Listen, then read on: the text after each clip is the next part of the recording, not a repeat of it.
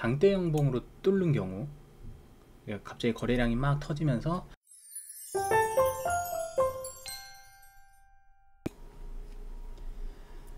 저는 영상을 찍기 전에 따로 뭐 대본 이런 것도 없고요. 그냥 메모장에 전달하고자 하는 그런 내용들만 좀 정리를 해서 써놓고, 그리고 뭐 바로 원테이크로 촬영하기 때문에 다소 좀 지겨울 수 있는데, 어쨌든 그냥 옆에서 누가 알려준다 생각하고 그냥 천천히 한번 들어보셨으면 좋겠습니다. 그럼 본격적으로 이제 오늘 주제는 익절과 손절의 기준인데, 요거를 들어가기 전에 몇 가지 좀 아셔야 될 게 있어요. 우선 감각이 중요하다. 이 감각이라는 게 사실 뭐 매매를 많이 해야만 알 수 있는 건데, 매매를 많이 하다 보면 대충 이쯤에서 팔아야겠다, 대충 이쯤에서 손절해야겠다, 이런 감각들이 좀 생기거든요. 그런 감각이 일단 제일 중요하고, 그리고 두 번째, 가격이 장기선과 멀리 떨어져 있을 때는 추세의 종료도 어느 정도 생각을 해야 된다. 그리고 다이버전스는 뜨는지 뭐 그런 거 참고를 해라. 이런 거죠. 뭐 이런 식으로 장기선이 멀리 떨어져 있고, 그리고 가격이 한참 밑에 있을 때 이 추세를 타고 계속 갈 수도 있지만, 더 멀어질 수도 있지만, 어쨌든 기간 조정이 이렇게 오면 가격은 그대로인데 장기선이 가격을 향해 이렇게 오고요. 그리고 가격 조정을 주면 장기선은 그대로인데 가격이 멀리 올라가면서 장기선이 딸려가겠죠. 어쨌든 장기선과 계속 떨어졌다 붙었다 떨어졌다 붙었다 이걸 반복을 하거든요. 그 내용을 항상 이제 숙지를 하고, 웬만하면은 장기선과 좀 멀리 떨어져 있을 때는 추세의 지속보다는 추세의 종료를 해서 반대 방향으로 또 갈 수도 있다는 것을 어느 정도 염두를 해두고 매매를 하셔야 된다. 그리고 익절이든 손절이든 항상 그 라인들은 항상 러프하게 충분하게 가져가셨으면 좋겠어요. 예를 들면 또 보여드릴게요. 뭐 예를 들어서 어디가 좋을까요? 뭐 이런 데로 할게요. 예를 들어 여기가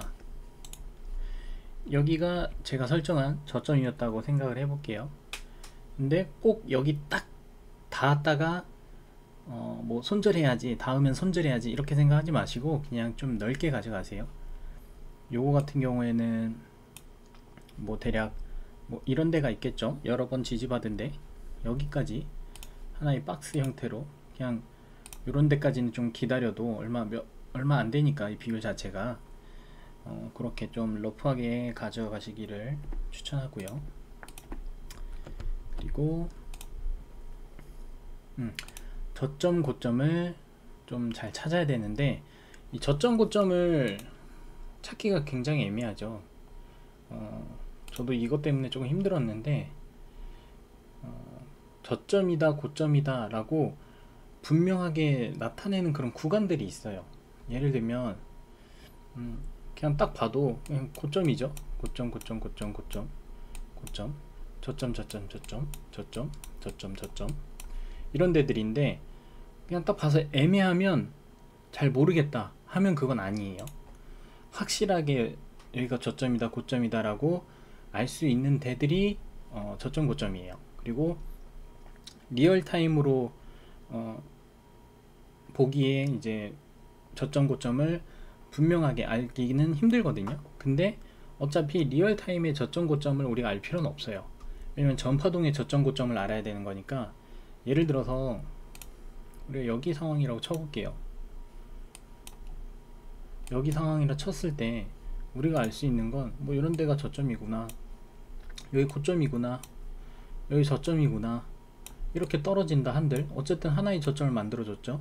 그리고 비록 떨어진다 한들 이렇게 알면 되는 거예요. 우리가 리얼타임으로 여기 지금 현재 이 해당 캔들이 저점인지 고점인지는 알 필요가 없는 거예요. 매매할 때 그런 점을 좀 아셨으면 좋겠고, 이런 것도 많이 이렇게 하다 보면 어느 정도 감이 오거든요. 이런 것도 마찬가지죠. 이거 저점이고요. 고점이에요. 이 파동 또 저점이 만들어지고, 고점은 어딜까요? 이 비슷비슷하죠. 다 여기서 저항받죠. 그럼 이쪽이 고점이 되겠구나.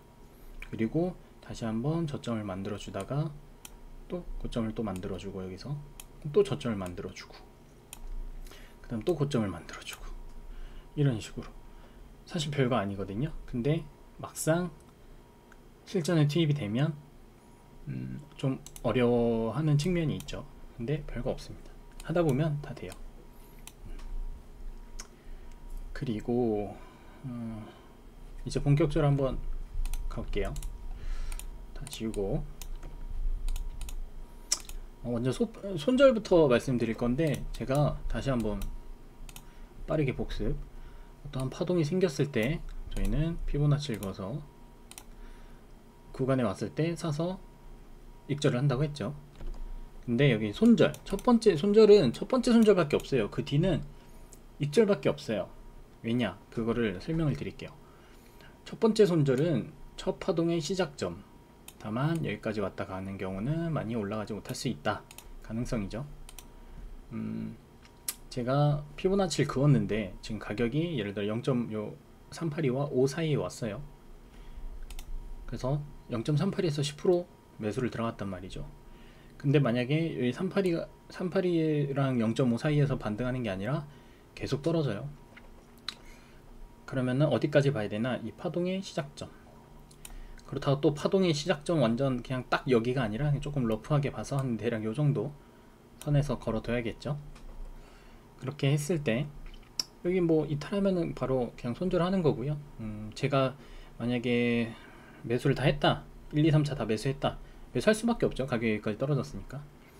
그러면 평단이 여기겠죠. 그리고 제 손절률은 뭐 여기서 시작해서 여기까지 갈 거예요. 그러면은 10% 레버리지 예를 들어 썼다 하면 3.8% 손절이 나왔겠죠. 그런 식으로 이제 접근을 해야 되는데, 첫 파동이에요. 첫 파동만 그렇고, 이 다음 파동에는 그 다음부터는 익절이에요. 왜냐면은 보세요, 제가 여기다 손절을 하려고 했는데 여기까지 안 왔어요. 여기서 돌아 나간단 말이에요. 그러면 제 평단은 여기일 테고, 그럼 무조건 위에 있으면은 그냥 다 익절 구간이에요. 사실 어디서 익절을 하든 마음이에요. 근데 우리가 합리적인 익절을 하기 위해서 좀 더 많이, 그리고 안정적으로 익절을 하기 위해서 이걸 공부를 하는 거죠. 그러면은 어떻게 이제 익절을 해야 되냐? 그럼 이제 익절로 넘어갈게요. 첫 번째 익절, 진입 후에 전고점 근처에 오면 50% 익절을 한다. 단 추세가 약한 경우만 그 50% 익절을 하고, 추세가 강한 때는 더 지켜보다가 세기가 약해지는 타이밍 플러스 횡매물 때의 익절. 그리고 이 추세가 강한 때가 뭔지를 알아야 되는데, 뭐냐면 장대 양봉으로 뚫는 경우, 갑자기 거래량이 막 터지면서 장대 양봉으로 전고점을 돌파하고 막 그런 경우거든요. 그런 경우 때는 전고점 근처에서 50%를 팔지 말고 이제 더 지켜보다가 추세가 좀 약해지거나 세기가 약해지는, 혹은 이전 파동에서 횡매물대 근처에 갔다, 그때 매도를 하는 거죠. 50%를. 그러거나 혹시 다른 경우에는 장대 양봉이 아니더라도 이 연속된 방향성의 캔들, 즉 예를 들면 상승으로 보자면 어떠한 이런 캔들, 예를 들어서 이게 우리 상승 캔들이라고 해볼게요. 양봉이에요. 양봉인데 작아요. 근데 이게 계속 연속으로 뜨는 거예요. 음봉이 안 뜨고 양봉만 계속 뜨는 거예요. 그러면은 굳이 이런 장대 양봉이 아니더라도 추세가 조금 이제 강한 편이다 라고 생각이 들겠죠. 그러면은 요거는 굳이 전고점까지 오지 않아도, 예를 들어서 여기 전고 라인이 뭐 여기라고 쳐볼게요. 그러면 여기 왔을 때 굳이 50%를 익절하지 않고 조금 더 지켜봤다가 위에서 익절을 해도 된다, 이 말이에요. 그리고 지켜보다가 세기가 약해지는 타임, 약해지는 타이밍은 뭘까요? 그냥 뭐 이런 캔들, 이렇게 캔들이 막 이렇게 오다가 점점 캔들이 크기도 뭐 줄어들고 가격 줄어들고 막 음봉 터지고 갑자기 뭐 이렇게 해서 빨간 걸로 해볼게요. 갑자기 뭐 이런 식으로 터진다. 이럴 때 이제 그냥 매도 치는 거죠. 그리고 횡매물대의 익절. 횡매물대, 그러니까 예를 들어서 이런 파동이 위에서부터 이런 식으로 왔어요. 이런 식으로. 그러다가 이렇게 왔다고 칩시다. 그러면은 지금 이 고점 라인을 그어보면 여기 매물대죠. 왼쪽 매물대, 여기 이런 데서 그냥 파는 거예요. 물론 더 올라갈 수도 있어요. 근데 우리는 항상 수익권에서는 익절을 해야 된다. 그리고 전고점이 안 온다면 패턴을 항시 확인하라. 이건 무슨 말이냐면 저번 시간에도 이제 했던 건데, 이렇게 상승하던 어떤 추세가 있어요. 상승하던 추세가 있고, 저는 예를 들어 추세하면 이렇게 와서 이렇게 가는데, 뭐 이런 식으로 가요. 저점도 높이고 고점도 높이고 뭐 이런 식으로 가요. 그러면은 제가 처음에 이제 첫 파동은 여기서죠. 첫 파동은 전고점 부근에서 50% 익절한다고 했어요. 근데 여기 안 왔죠. 근데 그런데 밑에 보면 저점도 안 와요. 그럴 땐 제 평단 대략 여기쯤 있을 거란 말이에요. 그러면은 요거는 패턴으로 확인을 해야 된다는 거죠. 이런 식으로 패턴 삼각수렴은 아닐까라고 생각을 하고, 그 다음 예를 들어서 여기를 뭐 이탈하면 그냥 잘라버리고, 어차피 본절이거든요. 이렇게 해도. 그리고 여기서 상승하면 그때 가서 이제 그때의 어떤 힘의 세기를 보고 여기 전고점 부근에서 50% 팔고 더 지켜보든지, 아니면 여기서 전량 매도를 한든지, 이런 식으로 접근할 수가 있는 거고요. 그리고 이제 두 번째 파동이 익절이에요. 제가 지금 설명드렸던 건 첫 번째 파동이에요. 요거 파동이었어요. 제가 여기서 진입을 했겠죠. 그럼 여기서 팔라는 거였죠. 50%. 그럼 나머지 50%는 어떻게 해야 되냐, 그거에 대한 얘기예요. 선택지가 있어요. 두 가지. 하나는 리스크 없이 줄 때 짧게 먹자. 그리고 두 번째는 리스크를 안더라도 조금 길게 많이 먹자. 두 가지 뭐 장단점이 있어서 어떤 각자 선택의 영역인데, 첫 번째부터 볼게요. 눌림 이후 다음 파동에서 추세가 강하면 전고보다 높은 곳, 추세가 약하면 전고라인 부근이라고 했는데, 무슨 말이냐면 이렇게 첫 번째 왔을 때 여기서 매도를 쳤어요. 50%. 그래서 나는 50%를 팔았어요. 그리고 다시 내려오던 추세가 이렇게 올라가겠죠. 근데 여기서도 아까처럼 추세가 강해서 이렇게까지 올라가면 그때는 매도를 해도 되고, 아니면 추세가 조금 약해요. 예를 들어 세기가 좀 약해요.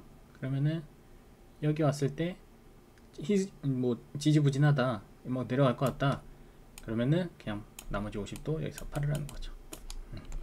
이게 첫 번째 내용이에요. 눌림 이후 다음 파동에서 추세가 강하면 전고보다 높은 곳, 추세가 약하면 전고라인 부근. 그리고 두 번째, 리스크 안고 길게 많이 먹자는 뭐냐면, 기준선과 기준선보다 더 이전의 파동 저점 중 한 곳이다. 기준선이 하나 있겠죠. 뭐 빨간 라인. 여기를 예를 들어 볼까요? 여기를 한번 볼게요. 확대를 해서 여기서 기준선을 통과해서 이제 올랐죠. 그럼 저는 이제 피보나치를 그었을 테고, 여기 0.382, 0.5, 0.618 매수, 그리고 평단은 여기. 그리고 나서 다음 파동 왔을 때 여기서 50% 익절 나왔겠죠. 지금 뭐 그렇게 센 것도 아니고, 전에 이 세기에 비해서 거래량이 많이 터지는 것도 아니고, 여기서 대충 뭐 50% 팔았다 칠게요. 그리고 나서 다음에 또 떨어지죠. 한번 쭉 떨어지는데, 이때 기준선이 지금 요 마우스 있는 데 쪽 여기 걸려 있죠. 요 기준선이 첫 번째 조건이에요. 일단 요 하나를 기억하시고, 그 다음 두 번째, 방금 말씀드린 게 요 앞전의 기준선이고, 두 번째 기준선은 기준선보다 더 이전 파동 저점 중 한 곳, 뭐냐면 기준선보다 무조건 밑에 있어야 돼요. 어떤 저점이. 그러면은 확실한 저점이 여기서 보여주는, 요거를 리플레이로 좀 볼게요. 요 정도 라인에서 보면, 자, 기준선이 여기 있어요. 기준선이 여기 있는데 요거랑 비교를 했을 때 이것보다 더 이전에 확실한 저점 뭐가 있을까요? 이 북은. 근데 이 왼쪽은 기준선보다는 조금 위에 있죠. 밑에 걸 보는 거예요. 밑에 확실하게 양봉 떴다가 음봉으로 밑에 꼬리를 달면서 여기서 반등을 했죠. 여기가 되는 거예요. 그러면은 여기랑 여기랑 둘 중 작은 곳은 어디죠? 여기겠죠. 여기. 그럼 여기까지는 우리가 지켜보는 거예요. 근데 여기를 이탈하면 그냥 자르는 거예요. 대신에 이전에 예를 들어서 제가 여기서 50% 팔고 조금 더 오르길래 여기서 그냥 50% 팔았으면 이것보다 못한 매매가 됐겠죠. 근데 그거에 너무 아쉬워하지 말아야 돼요. 저희는 기회비용을 여길 투자를 한 거예요. 만약 이랬다가 이렇게 올라갈 수도 있는 거거든요. 그러면서 기준선을 타고 계속 올라가면 그만큼 수익을 극대화시킬 수 있는 장점이 있기 때문에 우리는 그거를 노리고 하는 거고, 그리고 이미 제 평단은 밑에 있었으니까 어차피 익절이거든요. 여기서 팔아도. 그 설명을 여기 나와 있는 게 요런 내용이에요. 그리고 기준선과 이전 파동 저점과 괴리가 심하면 기준선에서 손절. 이게 무슨 말이냐? 지금은 요 정도밖에, 여기 라인이었으니까 여기랑 여기 차이가 얼마 안 나죠. 그렇기 때문에 이 전 파동의 저점을 보라는 거예요. 여기다가 손절 라인을 걸어 놓으라는 거고, 다만 이 기준선이 굉장히 멀어요. 예를 들면 또 찾아볼까요? 기준선이 말고 이것도 뭐 그렇게 멀지는 않은데 이걸로 보면 안 되고 좀 확실한 것들, 확실한 것. 요거는 방금 같은 예시, 기준선이 있고 그 기준선보다 밑에 있는 저점, 요런데 파동의 저점, 요런 거 여기까지는 지켜봐라, 요런 내용이었고, 기준선과 먼 곳이 어디 있을까? 여기는 이런 거 제가 러프하게 그 손절을, 익절을 러프하게 보라는 게 이런 것 때문이에요. 지금 기준선은 위에 있고 이 밑에가 지금 지지받았던 곳이잖아요, 이 라인들이. 그럼 여기다가 제가 손절을 걸어 놓을 텐데 이런 식으로 살짝 틱하고 건드리고 간단 말이에요. 그래서 러프하게, 여기보다는 예를 들어 뭐 비트코인으로 치면 뭐 한 50에서 100불 그 밑에 이런 데다가 라인을, 손절 라인을 딱 걸어 놓는 거죠. 그럼 좀 더 안전할 수 있죠. 그리고 그게 문제가 아니라 지금 다른 거를 찾아야 되는데,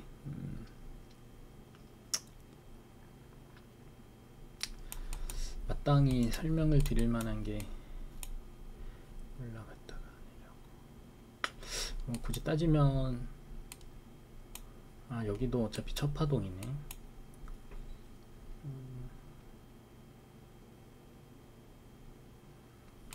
첫 파동이라서 여기 좋겠네요. 여기 예를 들어서 제가 뭐 이렇게 해서 어쨌든 여기까지 수익을 끌고 갔다고 칩시다. 여기서 안 팔았어요. 더 갈 거를 기대를 하고, 이런 식의 기대하고 안 팔았어요. 근데 기준선이 지금 여기 있죠. 이 마우스 보이는데, 그리고 이 부근의 저점이 어디 있죠? 여기 있죠. 근데 얘는 기준선과 동일해요. 최대한 기준선보다 아래에 있는 저점을 잡아야 돼요. 근데 그 아래에 있는 저점을 보려고 하니 거의 뭐 여기에요. 여기 요 라인이란 말이에요. 근데 지금 기준선이랑 요 전파동의 저점이랑 너무 많이 떨어져 있죠. 이랬을 때는 그냥 기준선을 요 밑에까지 기다리지 말고 요 라인, 기준선 라인으로 그냥 잡아 버려라. 그리고 여기 이탈하면은 그냥 잘라라. 뭐 이런 내용이에요. 이해가 되실지 모르겠네. 이런 거 같은 경우에도 올라왔다가 매수 들어갔고, 그 다음에 첫 번째 파동에서 어느 정도 익절을 하고, 이제 다음 거 파동 기다리려고 기다리고 있다가 기준선에서 익절을 그 손절을 하거나 익절이죠. 여기도 어쨌든 제 평단보다 위니까 익절을 하거나 요 밑에 요런 데서 혹은 요 밑에 요 정도까진 괜찮겠죠. 이런 데에서 러프하게 들어가면 요 정도 뭐 억지로 짜맞히는 느낌이면 여기다 했다고 칩시다. 그리고 여기서 그냥 손절하는 거예요. 이런 데서. 근데 여기 만약 제가 들어갔다면 제 평단이잖아요. 제가 자르는 구간이.